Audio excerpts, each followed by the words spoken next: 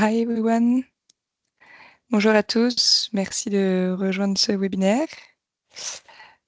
On va commencer sans plus attendre. On a un programme assez chargé. Donc, je me présente rapidement. Je suis Marie Marché. Je suis responsable de l'engagement au Forum pour l'investissement responsable. Je vais juste en quelques minutes introduire notre webinaire et je passerai ensuite la parole à nos intervenants très rapidement. Le FIR est ravi d'organiser ce webinaire conjointement avec France Invest, qui est tout autant concerné par les sujets que nous allons aborder que les investisseurs du FIR. Comme nous l'a montré notamment la version actualisée du rapport Alignment Cookbook publié en mai 2024 par l'ILB, l'ADEME, Climate Arc et Parc, il existe aujourd'hui des dizaines de cadres de lignes directrices dédiées aux institutions financières pour construire leur plan de transition aligné net zéro. Et ces cadres analysent pour la plupart du temps la transparence par rapport à un alignement net zéro, mais moins souvent la qualité et la crédibilité des plans de transition en question. Donc pour approfondir ces sujets, on a le plaisir d'accueillir aujourd'hui Eoin White, qui est Research Lead in Financial Institution de la SBTi, et Stanislas, qui est Finance and Climate Analyst à l'ADEME. Ils vont nous présenter respectivement le draft actuellement en consultation, Financial Institution Net Zero Standard de la SBTi, et le nouveau cadre méthodologique ACT Finance développé par l'ADEME pour les institutions financières. Donc après 30 à 40 minutes de présentation, on aura une session de questions-réponses. Vous pourrez alors ouvrir vos micros et poser vos questions dans le chat au choix. On vous demande juste d'attendre, s'il vous plaît, la fin de la présentation de ACT et SBTi pour ouvrir vos micros, mais vous pouvez, si vous le souhaitez, poser vos questions dans le chat au fur et à mesure de leur présentation. Toute petite précision sur la langue. Donc, la présentation de SBTi sera en anglais et celle de l'ADEME en français. Voilà, et vous pouvez ensuite donc adresser vos questions pour SBTi en anglais, s'il vous plaît, et sinon éventuellement en français. Merci beaucoup. Sans plus attendre, je vais donc I will switch in English and I leave you the floor, Eoin, to start with your presentation. Thank you very much. Merci, Marie. So,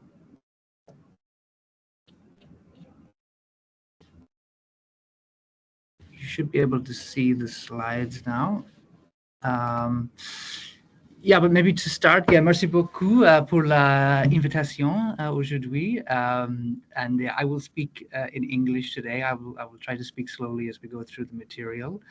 But yes, thank you for the opportunity to speak through the SBTi Net Zero Standard. In terms of what I will cover today, to begin, a slight overview of the ecosystem of both the ACT framework, SBTi, and a little bit of background on some of the other GFANZ type initiatives, just to give the audience a better picture of where all these parts fit together.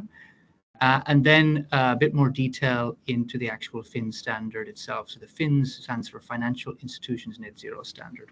And we'll go through more details on what it contains, some of the open questions we have as well, and how you can also get involved in some of the feedback. So to begin with the ecosystem overview, we first wanted to sort of start to put all of these various initiatives in kind of order of how they all work together. So if you like, you have kind of four major elements. You have disclosure frameworks for data collection, such as TCFD, CDP. There are then emerging standards and regulatory frameworks, emerging both in Europe and the US and other locations.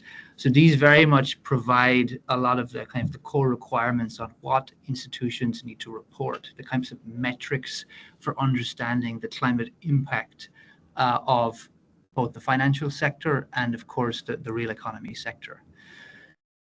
The other element then is how do we actually set targets and how do we actually improve performance over time? So once we understand all the climate impact, the next question is how do we address it in a manner that is consistent with global climate goals, such as those established in the Paris Agreement.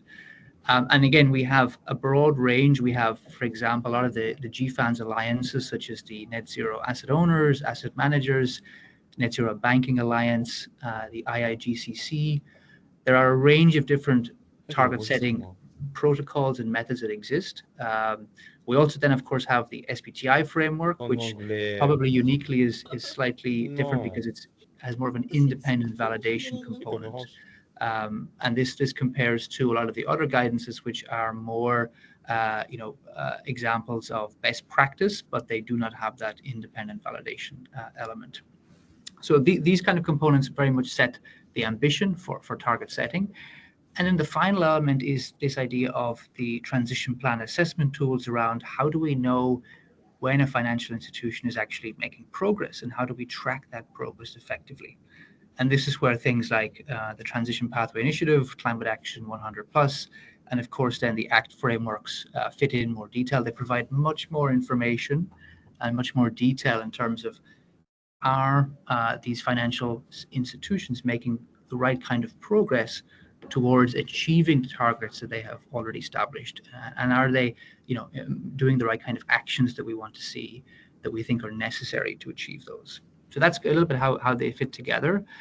Today we're going to talk about SBTi standards, and then we're going to talk a little bit about the ACT approaches, and we see these two as very complementary. As I mentioned, the SBTi standards, they really set the minimum criteria across key topics for target setting and ambition. So what do we want financial institutions to do in the future? How do we want their portfolios to change? And how quickly do we want them to change? And then the ACT approach very much provides more in-depth assessment tools to understand the strengths and weaknesses of how an institution is moving towards those goals. Are they moving fast enough? Are they making the right kind of actions? And it also covers a much broader range of topics. So SBTi has traditionally been focused on emissions and emissions targets, and are we reducing emissions fast enough? But of course, how a company or a financial institution reduces emissions will also depend on all the various actions they take internally and externally to address those. And that's very much where the ACT framework comes in. So we'll speak obviously a little bit more about both of those throughout the session today. I also wanted to link a little bit to both the SBTi's work in the financial sector versus our real economy work. So SBTi is sort of most known for our work with real economy companies and defining what science-based targets should be for companies. And our financial sector work is a lot newer, and it's been introduced really as a lever to create what we call this ambition loop between the financial sector and the real economy. And kind of how we see this loop working is we want the financial sector to engage, to drive, to directly finance the transition. And that will mean for many investors, for them to set their own targets and to actually engage the real economy, their portfolio companies, to decarbonize. And the real economy companies can, of course, then use some of the SBTi standards that exist, both at the sector level and also some of our net zero standards. And we have been doing a lot of work in the real economy side around how do we actually improve those standards.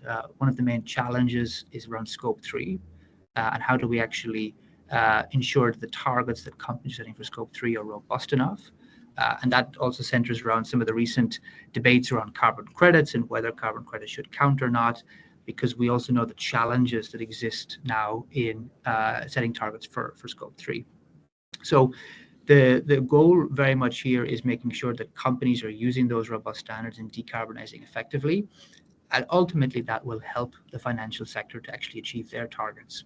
So the more companies an investor has in their portfolio that are actually transitioning, this will ultimately help them achieve their own portfolio level targets. So there is this nice cycle between both the financial sector and the real economy that we're trying to drive with these standards. So maybe last quick point on this, as I mentioned, there's many guidances and protocols out there, both from SBTi and various GFANZ initiatives.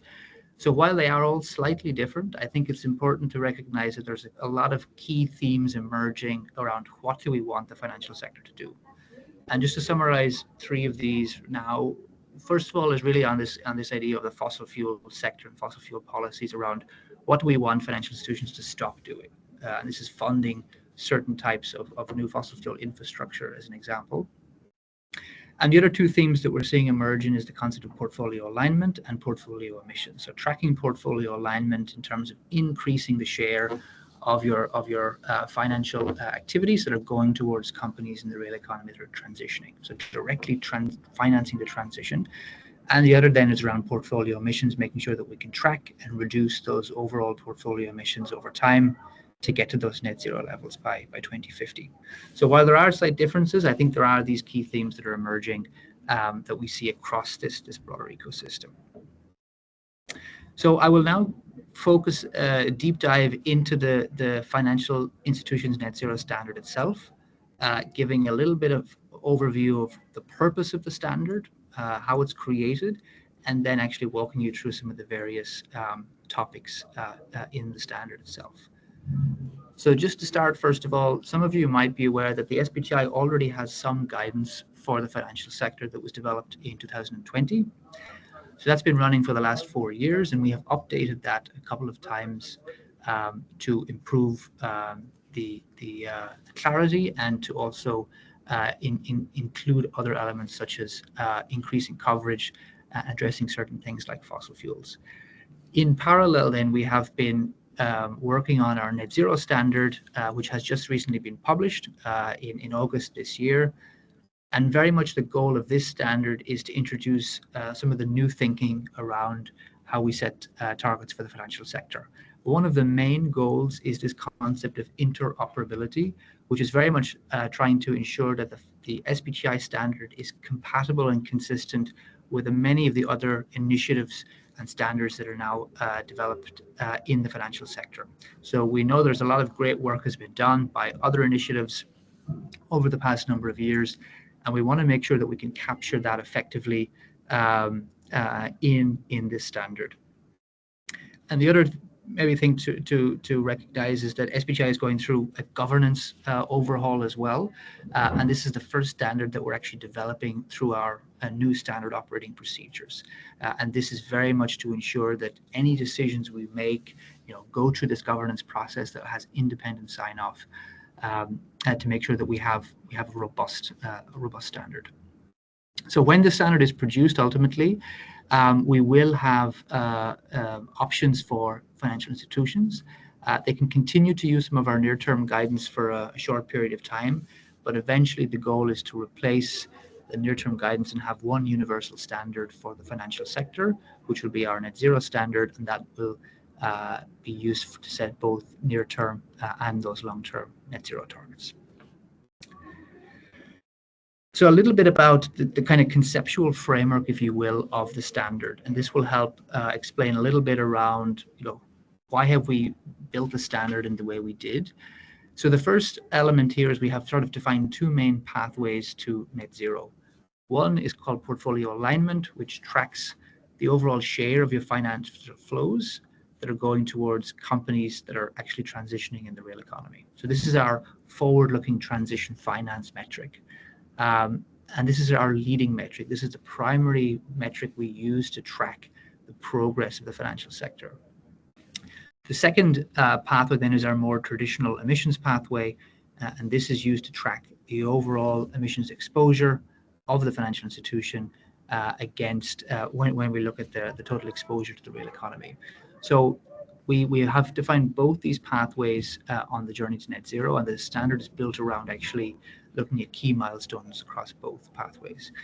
The other element then we've done is we've looked at the core requirements that we think are necessary across key timeframes. So the immediate timeframe, medium term, and long term, and defining what does best practice look like when it comes to the transition across those timeframes.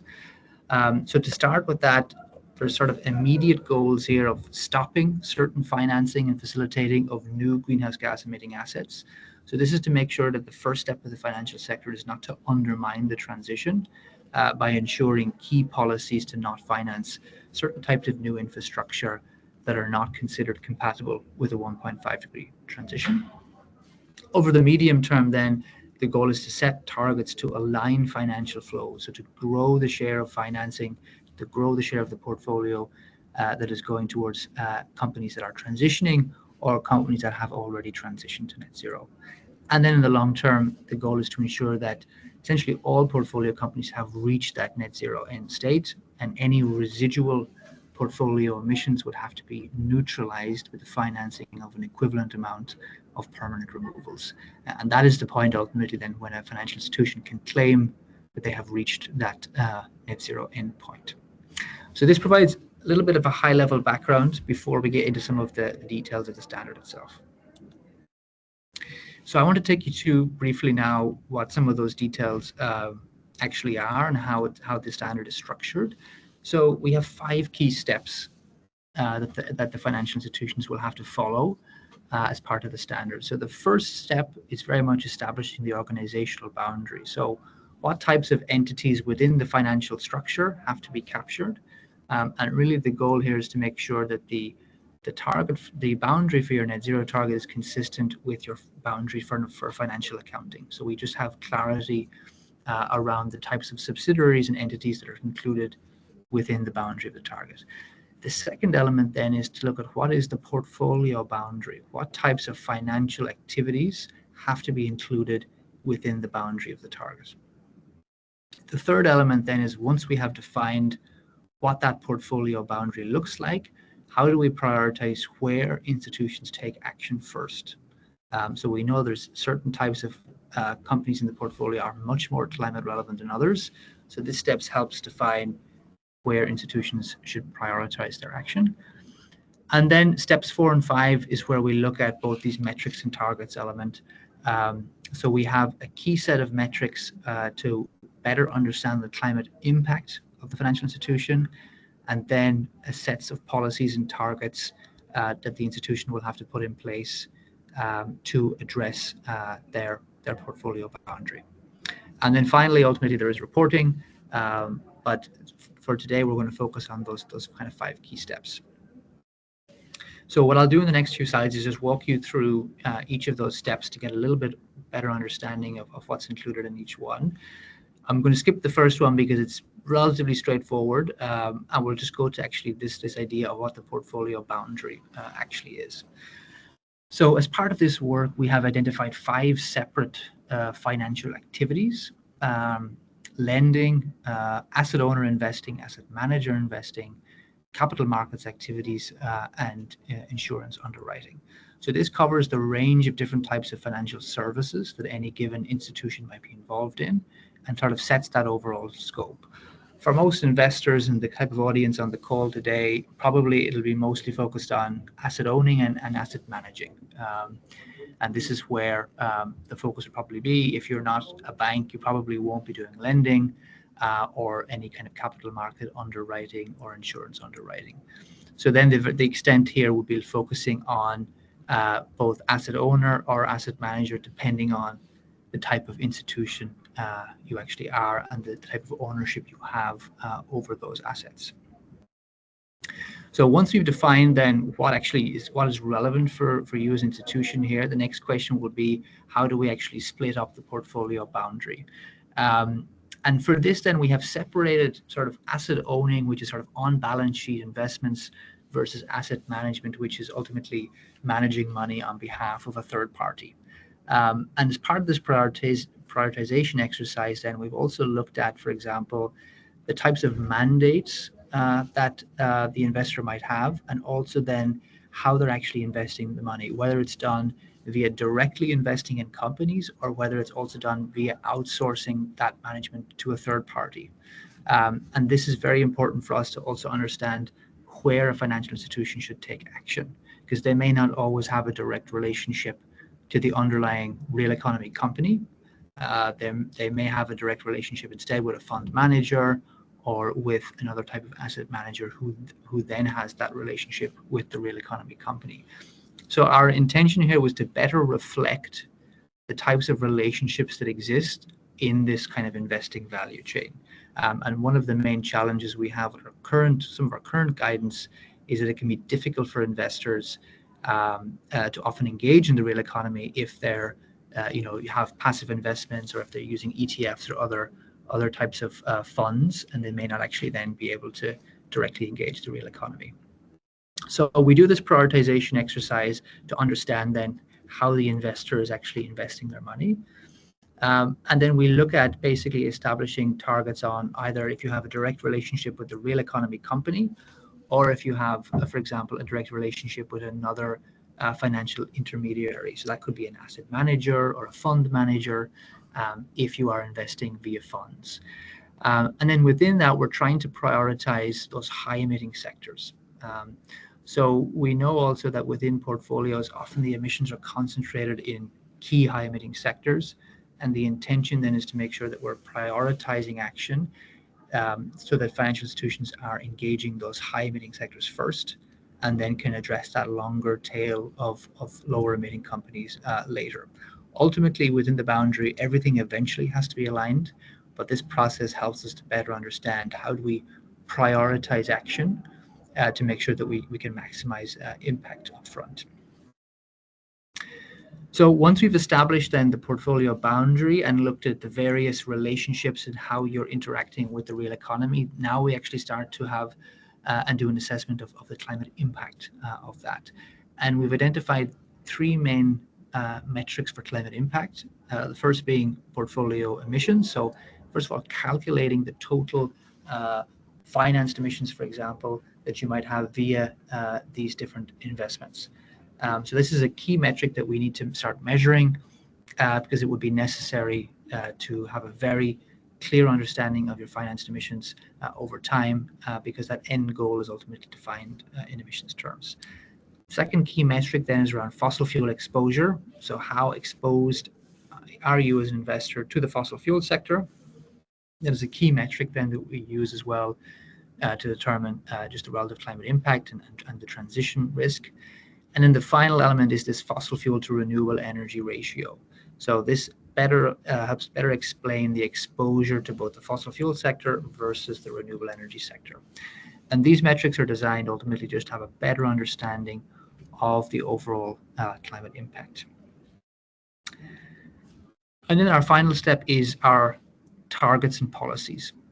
So traditionally, SBTi is only focused on designing targets. As part of this standard, we're also introducing this new element of policies, and the two of them have slightly different functions. So the policies are focused on what finance needs to be phased out first, whereas the targets are looking to how do you eventually align your financing over time to be consistent with global climate goals. So when we look at the policies, we've introduced two key policy requirements in the standard. The first is a no deforestation policy. This is to ensure that you phase out financing to entities or companies in the real economy who are involved in deforestation activities, because this is ultimately seen as incompatible with our global 1.5 degree goals. And in the standard, we've referenced some other third-party frameworks which are helping investors then to identify which of those portfolio companies might be actively involved in deforestation activities. The second key policy is around fossil fuel financing, and this puts specific requirements on phasing out financing to certain types of new fossil fuel infrastructure, which again are deemed incompatible with the 1.5 transition. So, for example, that would include financing of certain new infrastructure in the coal value chain, or financing specific projects or infrastructure for upstream or midstream oil and gas expansion. So this helps to make sure then that the financial institution is not undermining the transition and has very clear policies to phase out their support for these types of activities. In addition, we have two recommendations in the standard. These are mostly focused on other types of long-lived high-emitting assets and other types of financial services such as mortgages. So they're maybe less relevant for investors, but they're in there currently as recommendations. And then once we have set those policies, then we actually have to set two different types of targets that we look at to align the financing over time. And I'll just discuss that on our next slide. So our two types of targets are, we have one portfolio alignment target, which really looks to increase the share of assets that are aligned over time. So this is kind of consistent with the GFANZ thinking around, increasing transition financing to aligned and aligning companies, directly financing climate solutions, for example.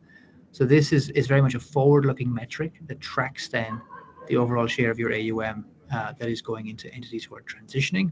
And we want to eventually hit 100% by 2050. So we want to grow that share over time.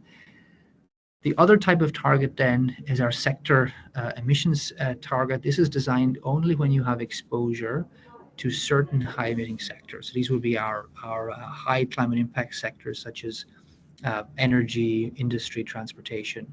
And so in addition to our alignment target, this target focuses on ensuring that those sectors are consistent and are hitting those 1.5 degree benchmarks in those sector scenarios. So for example, it could be if you're financing the power generation sector, that you're ensuring that the total exposure is aligned with the physical intensity required in whatever the sector 1.5 degree benchmark is. So both these targets then are mandatory for institutions, the alignment for all institutions, and the emissions target is when you have that exposure to those high emitting sectors.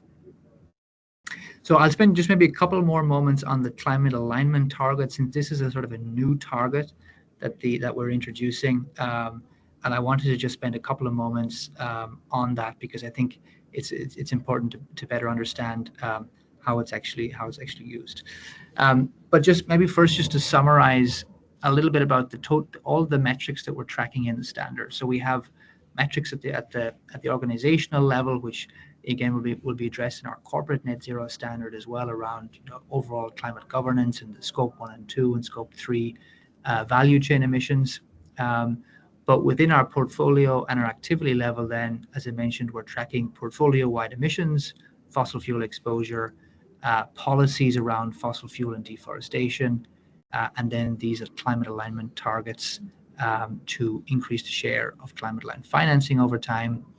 And then at the activity level, as I mentioned, for those key high emitting sectors, is making sure we're hitting those key 1.5 degree benchmarks in the scenario. So this provides kind of a high level summary of the various metrics, which also then is linked to the types of transition plan frameworks, such as the ACT framework, which will also then be measuring the progress towards these kinds of various metrics. But maybe just a little bit on the climate alignment piece. So some of you will be familiar with our existing guidance, which we have two types of alignment methods. We have portfolio coverage and we have temperature rating, and these both look to track the alignment of a portfolio based on whether the portfolio companies are establishing targets. We have sort of consolidated those two methods into this one unified alignment method for this standard that incorporates both the transitioning element, but also then this new element of net zero achieved. Because we also need to make sure that we're recognizing companies who actually have fully transitioned to net zero. Unfortunately, many of those companies may not exist yet today, but we hope that they will increase in the future, and they do need to be captured in the standard as well. So we have broadened the definitions here to make sure that we can capture different types of ways of recognizing if a company is transitioning. And this is quite important then when we look at how the targets are actually designed over time. So by 2050, we need to ensure that essentially all of the portfolio is net zero achieved, that the companies have established their targets, they've reduced their emissions, and they have reached that net zero endpoint. But to get there, we know we need to grow the overall share of financing that is going to companies that are either transitioning or have already transitioned to that net zero end state. So by 2040, the expectation is that at least 95% of the financing is going to be companies that are transitioning or have already completed their transition. And we want to grow that share of alignment in a linear fashion from the base year all the way to 2040. So this is quite similar to how we currently do it, but the difference here was we're expanding the types of frameworks and metrics that can count. This is also to ensure that we have this interoperability. So, for example, we have new types of frameworks such as taxonomies and other types of company benchmarks that have emerged as ways to assess the alignment of companies. And we want to make sure that our SBTi standard is compatible with those, and we can incorporate other types of metrics over time to assess the ambition of companies. So this slide just kind of concludes on this point then, and this is a major point I think for discussion as part of this consultation, is to understand and get feedback from investors around the types of metrics they're currently using when they're assessing the transition of their counterparties and their portfolio companies. So for example, you might be using an SBTi status of the company. You could be using company benchmarks such as CA 100+, or you could be using, for example, different types of climate taxonomies, green bonds, a broader set of approaches. So we're currently then, as part of the consultation, assessing a number of those, and would like to kind of get feedback on those points as well. And happy to discuss more some of these elements in the Q&A a little bit later. So just one final slide to conclude. We still have the consultation process open. You can scan the QR code on this, or we'll send you the link later to look at the consultation. And we're essentially consulting on all aspects of the standard. I think particular focus and importance for us that is on these metrics and targets to make sure that we're addressing some of the important issues that you feel like need to be incorporated, or if you have any other questions or comments, we'd encourage you to complete that survey so that we can have your feedback in writing and make sure then to be able to incorporate it as we review the standard. So I will conclude there, and yeah, happy to take any questions later in the session. Thank you, Eoin. We can go with Stanislas, and after we... Est-ce que vous m'entendez? Est-ce que vous m'entendez? Très bien. Parfait, j'ai petit souci avec mon micro. Hop là, je vous partage donc mon écran. Vous me dites quand c'est bon. C'est bon. C'est parfait. Juste, tu peux le mettre en plein écran. Oui, tout à fait. En termes de timing, j'ai 15 minutes, c'est ça à peu près? Ouais. Voilà. Je ne vais pas présenter tous les slides, donc oui, non, pas de problème. Donc voilà, donc Stanislas, je travaille à l'ADEME. Donc maintenant qu'on vous a présenté le standard SBTi, nous allons vous présenter l'outil ACT Finance. Donc comme expliqué en première partie, voilà, SBTi c'est un standard, donc vous l'avez, ça veut dire que vous avez un dispositif robuste climatique en utilisation financière. ACT Finance va vous évaluer que vous ayez le standard ou pas, et tout l'intérêt de la présentation que je vais vous faire, qui pour ceux qui étaient au webinaire de juin, en fait, la méthodologie n'a pas bougé, c'est de mettre en perspective cette méthodologie avec ce projet de standard SBTi, de s'apercevoir que c'est plutôt bien interconnecté, modulo quelques sujets de convergence à travailler, ce qui est plutôt rassurant, puisque l'idée c'est quand même, quand on a un standard SBTi, c'est mieux d'avoir une bonne note ACT pour assurer la bonne interopérabilité de ces outils complémentaires. Je ne vous parlerai pas plus que ça de ACT, je vais passer rapidement, mais juste pour vous dire que vous avez des outils à votre disposition au-delà de ACT Finance qui peuvent intéresser un acteur financier, notamment dans le private equity, ACT pas à pas pour aider les entreprises en portefeuille à construire des plans de transition. Donc voilà, c'est juste pour rappeler que ACT, c'est pas que ACT Finance, c'est d'autres outils. Mais je vais passer très vite. Et je vais passer directement donc, au contexte de ACT Finance, où l'idée finalement, donc c'est le même constat que pour SBTi, il y a besoin des acteurs financiers pour assurer la transition. La disclosure, ce n'est pas suffisant, donc le cadre de disclosure n'est pas suffisant, il faut donc des cadres, des outils pour aider les institutions financières à construire des plans de transition de qualité, rôle de SBTi, et de vérifier que les plans de transition sont de bonne qualité, rôle de l'outil ACT Finance. Et donc c'est l'intérêt de ACT Finance qui va du coup essayer d'évaluer de manière un peu holistique les forces et les points d'amélioration des plans de transition des institutions financières. Là, concrètement, la méthodologie ACT de manière générale fonctionne selon 9 modules dont les pondérations sont différentes selon les secteurs. Donc là, on a appliqué au secteur financier cette méthodologie ACT avec des approches, c'est la deuxième colonne, qui sont soit quantitatives, soit qualitatives parfois. Et puis, chaque module a des points un petit peu différents.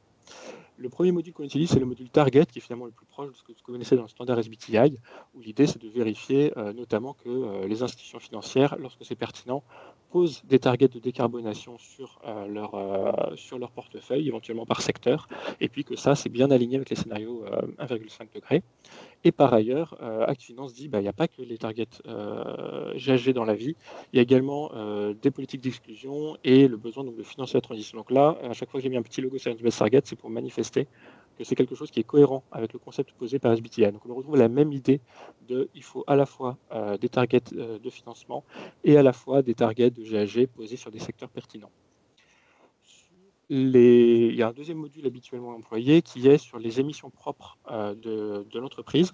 Et le choix qui est fait ici, vous voyez que c'est grisé, c'est de dire de manière cohérente avec ce que fait le standard SBTi qu'on va s'intéresser ici uniquement aux émissions financées de l'institution financière.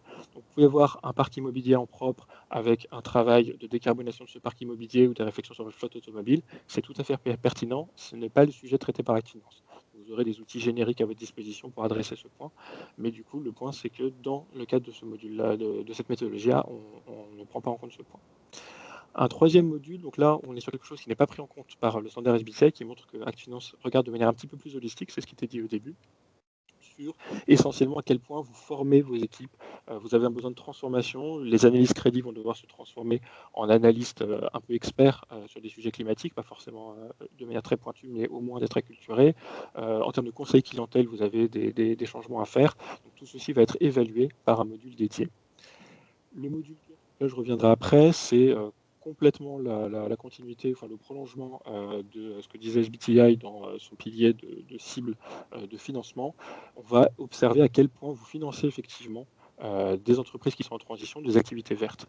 Donc on verra après, le concept est le même, les détails techniques peuvent varier, mais justement c'est un sujet de discussion pertinent à avoir. Le cinquième module va être sur les aspects de management, donc assez classique. Est-ce que j'ai un plan de transition établi, approuvé par un conseil d'administration qui est compétent, avec des politiques de rémunération adaptées, etc., etc. Ensuite, on va avoir deux modules qui ne sont pas à ce jour dans le standard SBTi, qui sont sur l'engagement de la chaîne de valeur. Alors, quand on transpose cette notion de chaîne de valeur à la notion financière, on s'est dit qu'en amont, vous, asset manager, vous aviez les gens qui investissent dans vos fonds, et en aval, vous avez donc les entreprises dans lesquelles vous investissez. C'est un sujet évidemment extrêmement important à cœur, notamment si vous êtes dans le private equity, vous avez un pouvoir d'influence significatif par rapport à quelqu'un qui investirait dans une large corporate avec un podium de participation. Donc c'est un sujet assez important qui est pris en compte par Act Finance pour dire voilà, est-ce que j'ai un processus d'escalade, est-ce que je priorise mes sujets, est-ce que j'ai un système de carottes ou de bâtons pour inciter les entreprises à bouger.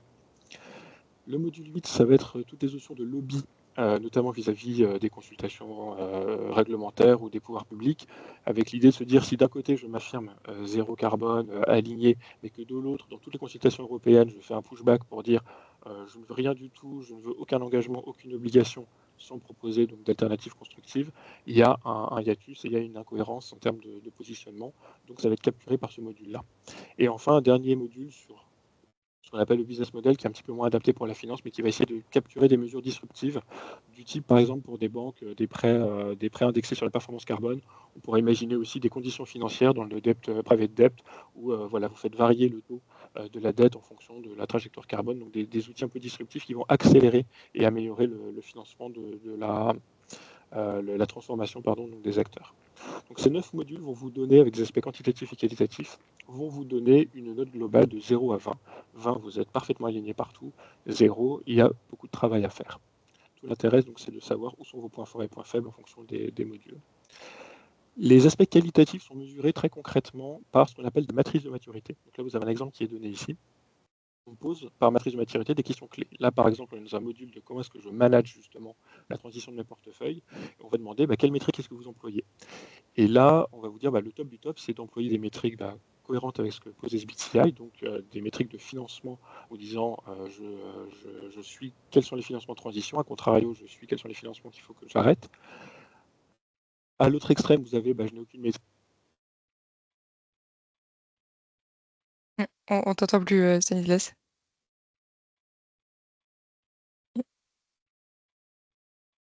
Vous me retrouvez là? Ouais, c'est bon. Oui. Merci. Oui, c'est bon, ok, désolé, c'est pour le casque. Donc, à un extrême, vous allez avoir des métriques de financement, à l'autre, des métriques GAG, ou s'il n'y avait que ça. C'est pertinent des métriques GAG, mais s'il n'y avait que ça, vous restez assez tributaire de toutes les difficultés méthodologiques qu'il y a pour aboutir à une empreinte carbone, et du coup, ce n'est pas suffisant, et puis surtout, vous avez une vision backward-looking, puisque en fait, c'est uniquement les émissions passées que vous capturez, et pas la capacité de réduction future. Donc, vous avez comme ça, toute l'intelligence et l'intérêt de ces matrices, c'est de proposer une grille de progression qui permet de vous situer, vous. Et là, l'idéal, en fait, c'est d'avoir une interopérabilité avec SBTi qu'il faut travailler pour dire le top du top, c'est d'être au niveau du standard. Et donc, ces différents éléments vont vous permettre d'avoir des notes agrégées. Vous avez des points par question et puis ça va vous donner un note. Donc, 75% de la méthodologie fonctionne avec ces questions clés. Les 25% restants fonctionnent avec des aspects quantitatifs, donc notamment la mesure de la performance climat du portefeuille. Donc là, l'idée, elle est simple, c'est être en transition, c'est quoi pour l'acteur financier? C'est ne pas financer les activités dommageables au climat et financer au contraire les activités de transition. Donc sur le non-financing, on va avoir une approche assez simple, donc il faut arrêter de financer les acteurs des énergies fossiles qui ne transitionnent pas. C'est une approche assez binaire qui se rapproche des politiques d'exclusion du standard SBTi. Et dans l'autre sens, vous allez avoir un graphe qui va rappeler un petit peu ce qu'a présenté Eoin précédemment, où on se dit, voilà, il faut que, alors nous on prend 2030, SBTi propose 2040, donc il y a un petit ajustement à faire, il faut que les 100%, 90% du portefeuille soit aligné en 2030, et donc on va comparer l'historique que vous avez par rapport à cet objectif-là, et on va faire un ratio pour déterminer voilà, si vous progressez à un rythme suffisant. La question clé pour ça, comme bien soulevé, la question clé pour ça, comme soulevé par SBTi, c'est quoi une entreprise en transition, c'est quoi une activité bas carbone. La manière dont c'est traité, donc SBTi a proposé une approche très pertinente, donc il faudra qu'on se rapproche là-dessus. Nous, la manière dont on avait traité jusqu'ici le sujet, c'était de dire, voilà, d'une part, vous avez des standards qui existent, notamment la taxonomie, notamment donc ACT, avec l'idée que quand on a une bonne note ACT, je suis une entreprise du ciment avec une bonne note ACT, je suis en transition, j'ai une mauvaise note, je ne suis pas en transition. Mais d'autre part, comme en fait, il n'y a pas de coverage universel avec un registre de l'ONU qui vous dirait, voilà, lui, il est en transition, lui, il ne l'est pas, on va se reposer sur votre propre cadre d'analyse. Donc là, ça rejoint pas mal de travaux, notamment portés par l'IFZ, par exemple, ou par d'autres institutionnels, pour pousser les institutions financières à se doter de leur propre cadre d'analyse de transition. Et là, ce qu'on va faire, nous, c'est qu'on va avoir une approche un peu méta, on va dire, voilà, comment est-ce que vous faites pour définir? Et à partir de là, on va essayer d'apprécier la qualité de votre cadre d'analyse et ça va avoir un impact. Pour la faire simple, si vous avez un cadre d'analyse qui vaut 50% en termes de qualité et que vous avez 20% en transition, on va faire 20% fois 50%, 10% des points. Donc voilà comment on va fonctionner. Et ce qui est très intéressant ici, c'est de voir que les concepts sont très homogènes avec SBTi, modulo la déclinaison technique qu'il faut travailler. Je passe rapidement parce qu'il nous reste assez peu de temps on a testé cette méthodologie dans des conditions réelles. Donc on voit ici les résultats sur des banques et des investisseurs. Les notes, comme vous le voyez, sont assez basses, 6 sur 20. Pourquoi? Parce que, en fait, justement, cette notion de plan de transition, de cadre d'analyse des plans de transition, on voit que c'est la bonne direction, que les acteurs commencent à s'y mettre, mais c'est le début seulement. Donc, c'est assez logique. Donc, à partir de là, il n'y a pas forcément beaucoup de points pour ce sujet. Mais on voit donc qu'il y a des efforts et des espoirs d'amélioration dans le futur, parce que vraiment, on voit GFunds, on voit l'UNEPFI, on voit CBI, on voit donc SBTi qui poussent dans cette direction-là. Et donc, on pense qu'il y aura une mobilisation des différents acteurs sur ce sujet. Voilà pour ce que représente un peu ACT Finance, donc qui vraiment vise à évaluer les points positifs et négatifs, et points d'amélioration plutôt, des plans de transition d'une institution financière. Je vais finir par une petite partie d'ouverture. Donc voilà, on va présenter SBTi, on vous a présenté ACT Finance. En vous présentant, alors je vais en anglais pour ouvrir. So here, as presented, really assessing companies' transition plan is key, so the transition plan of invested companies. And there is really a need to standardize the principles, because if you have a fragmented view of who is in transition, you will have one guy that considers that this oil company is good, or another that it is bad. And at the end of the day, you will not have a consistent reallocation of financial flows. So this is really a difficulty, and there is a need to have common principles and common definition in order to assess who is in transition or not. Therefore, we monitor all the convergence made, and we would like to highlight to you an initiative named Atypical. We put here the link, so you will have the presentation and you can get there. Who gathers many experts that are institut personnel, so not representative of the institution, but that gather themselves in order to try to issue a common document saying what are the core principles for assessing a transition plan. And what we believe is this document can be the start of something really consensual that could be taken over by many initiatives, so that to ensure interoperability. Further points that we might discuss is, as talked, the climate finance is a consensus, so we need to put targets on there. But what is the reason? Do we need 100% in 2030, 2035, 2040? This can be discussed.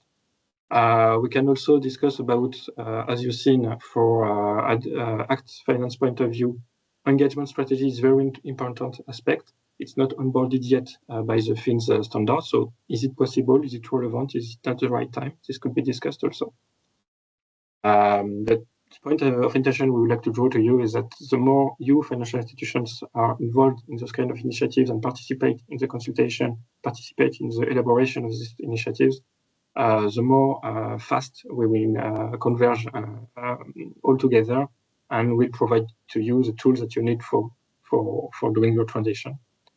That was it on my side. So you have some contacts and all the useful links related to ACT Finance. Notably, a replay of the June webinar, which explains more extensively the methodology. Thank you. Merci beaucoup Stanislas. Thanks to everyone. Il y a déjà eu pas mal de questions dans le chat. Je ne sais pas si certains n'ont pas obtenu encore de réponse. N'hésitez pas à ouvrir vos micros et vous manifester.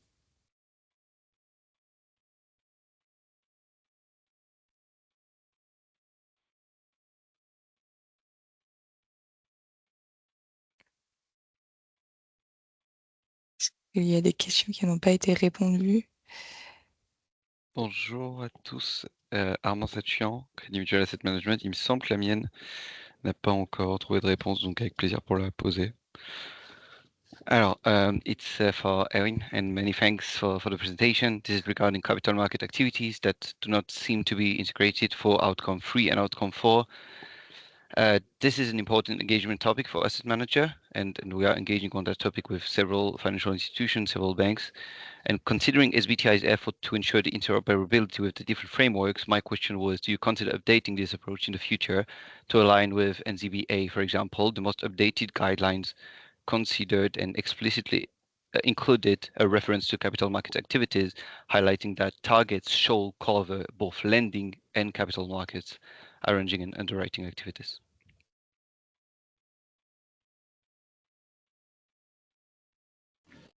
Thanks, Armand, for that question. So yeah, correct in that capital markets, the financial activity of capital markets was a late entry, if you will, to the standard, because it's quite a new area when it comes to both defining the emissions from that activity and also to define what is an appropriate target setting approach to address that type of activity.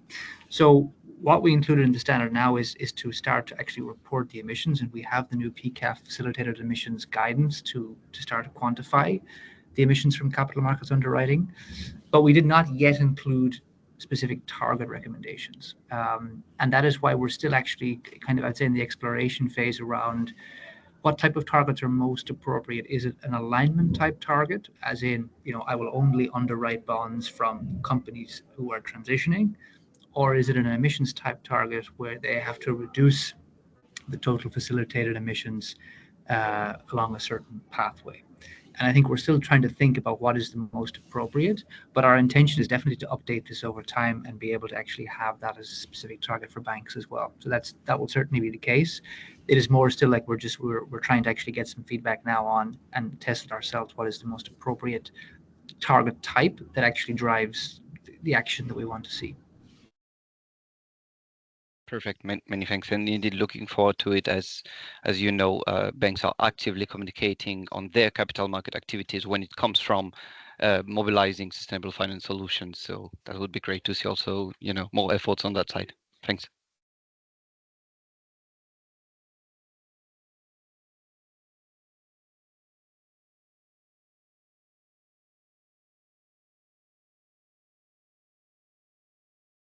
Oui, Isoline, vous avez la parole. Hi, everyone. Eoin, I think you didn't have time to answer yet the question. I think I speak on behalf of quite a few members when asking. So I know you said that the idea was to maybe try to find new categories to be able to reduce the maturities of the companies and maybe look at other standards, I don't know, to align with what you're proposing right now. So I don't know if you're familiar with like the PMDR that was worked on with the ICI for the asset level. So what do you think about that? Because we think it's really restrictive to have only these 3 buckets. So yeah, just tell your opinion on that, please. Thanks. Thanks, Iselin. Yeah, so no, we are familiar with that, and maybe just for some context, so we have sat down with all of the various players in this space who each have a different definition of alignment, right? So it's a complex thing for everybody to agree on, what are the buckets of transition that we want to use. And I think the GFANZ concept of aligned climate solutions in managed phase has really become, I'd say, quite widely used. So our intention is not to invent new types of definitions, but to try to be as consistent as possible. And I think I guess the challenge right now for us is to see whether we have a stricter approach to say this is the one definition, or that we essentially reference these third parties to say if you are consistent with some of those definitions, for example, in the ICI approach, then they could indeed be used. Because I think we have found it challenging around if we have, just very strict ideas that companies must have an SBT. Of course, not all companies will have an SBT, and so we do need those broader approaches. But I think, particularly when we look at, for example, climate solutions, we're also trying to understand and look for better definitions, and we have taxonomies now, of course, which are being used. And the point of the framework here is that we have the ability then to incorporate these other frameworks over time much more easily, which was not the case previously, as we had these very strictly defined methods that were difficult to change over time. I think now, looking, for example, at the ICI approach, as you mentioned, in terms of the diversity of options there, we could easily pull in some of that over time if we think it's really necessary.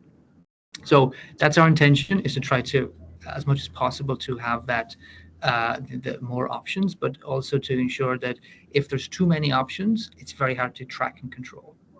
So the targets lose their meaning a little bit as well. So it's trying to draw that balance between when we say X% of your AUM is aligned, do we know what that means? And if we have too many different definitions of alignment, that metric becomes less meaningful as well. So that's kind of the balance that we're trying to look at.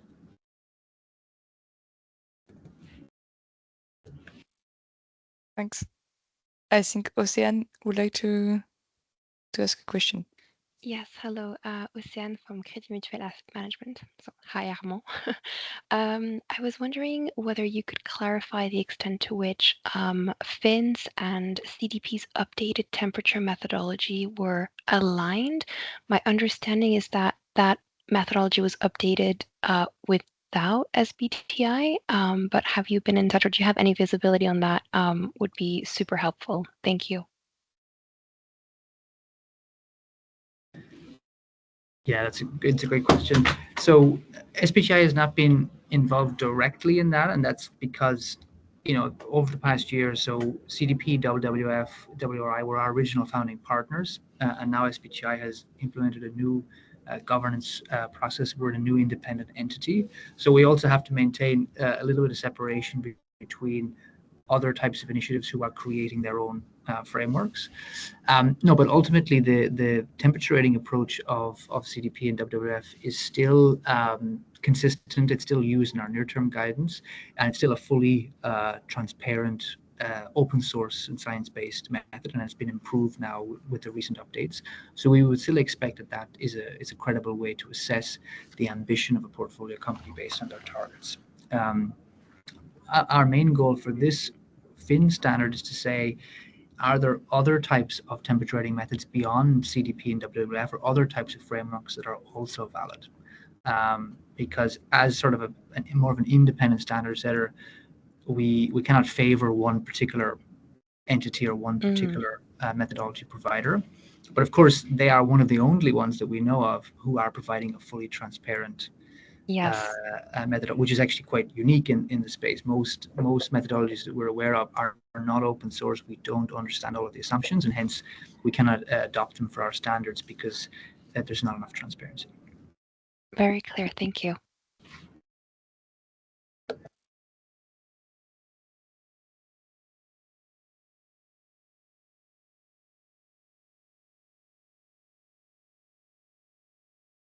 Ok. Est-ce qu'il y a d'autres questions? Personnes qui ont posé des questions dans le chat, notamment.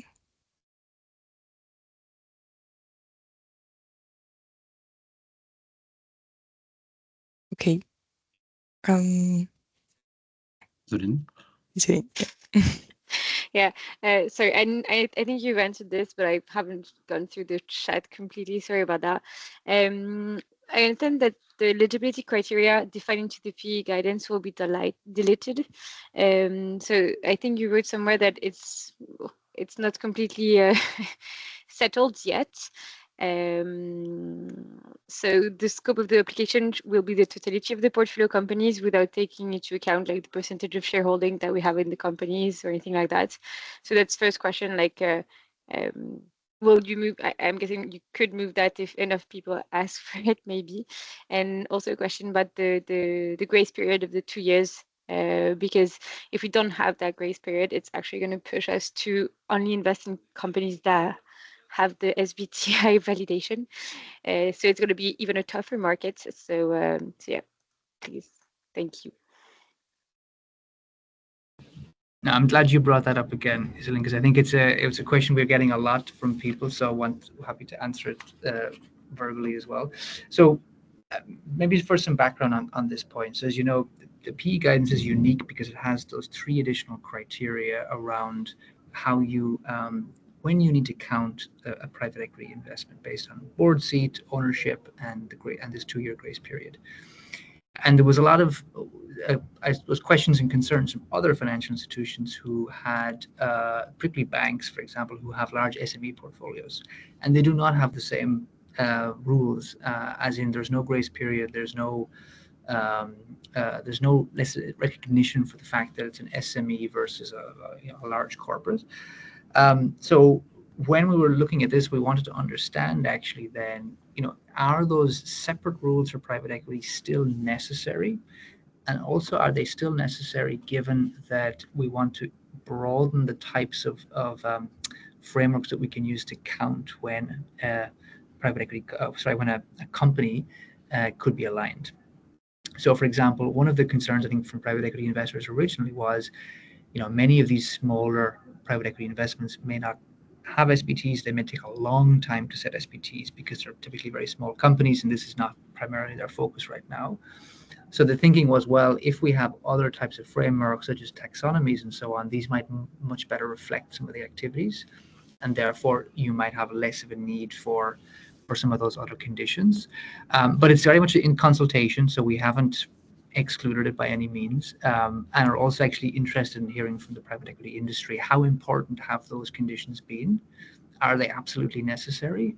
And that's kind of what we want to hear. And again, if the universal feedback is they are absolutely essential, then of course we'll have to take that into account, because the private equity markets is one of the fastest growing adopters of SBTs. So it's been quite successful, and we want to make sure that continues as well.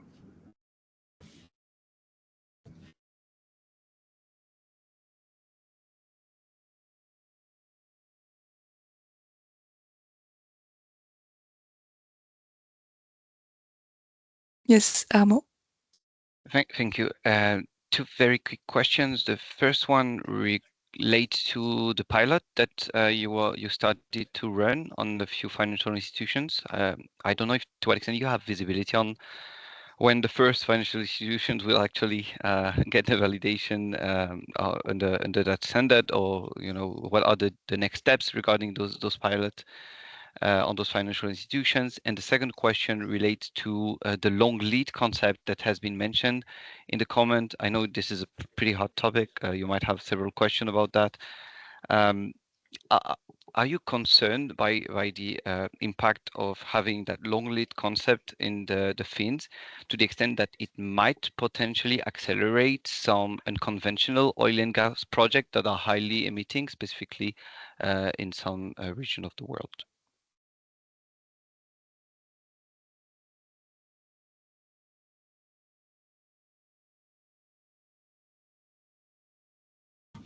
Thanks, Armand. So on the first question with the pilot testing, so the first pilot testers will submit their pilot targets this week, at the end of this week. So our review team then will actually start to do the analysis next week. We've been working with the pilot group up for the past 3 or 4 weeks. So we'll start to look at those tests next week, and then we'll decide ultimately in terms of how the results of that pilot testing will come out. We don't expect to publish any targets before the ultimate completion of the standard, though. So even though this is a pilot phase, it's sort of done very much for feedback and testing purpose. But of course, some of those may eventually go on to be published. But we don't expect that to be before the ultimate standard is actually published, which is towards the end of this year. For your second question on the long lead time of fossil fuel infrastructure, it's a great question. So the long lead time concept comes from the IEA net zero scenario around providing financing for new infrastructure. Now, whether this leads to the acceleration of unconventional infrastructure is certainly an issue, right? So I guess the main logic for us was when we have these policies in place and we looked at either should this be sort of an immediate phase out, or is it only certain projects with this longer lead time? And it was really around, for different types of financial asset classes, how much time does it take to sort of wind down relationships? And so for bank lending versus equity investments or project level investments, there could be different times, and hence we sort of wanted to go with the 5-year lead time, at least to give a little bit more flexibility to be able to wind down some of those relationships. But I don't really have an answer on whether there's a leakage issue of it leading to the acceleration of other projects. That could indeed be a case. And if you think that is a concern, that's something we'd love to hear from as part of the feedback. Because that's exactly, we want to obviously avoid that. So if you feel like this type of an approach could lead to that, then that's something that we'll definitely take into account. Definitely, and unfortunately, we don't have a lot of information coming from the IEA on long lead, the exact definition, what are the risks, so it's a bit complicated to have a firm stance on that, but definitely that is one of our concerns, and happy to also share that with you.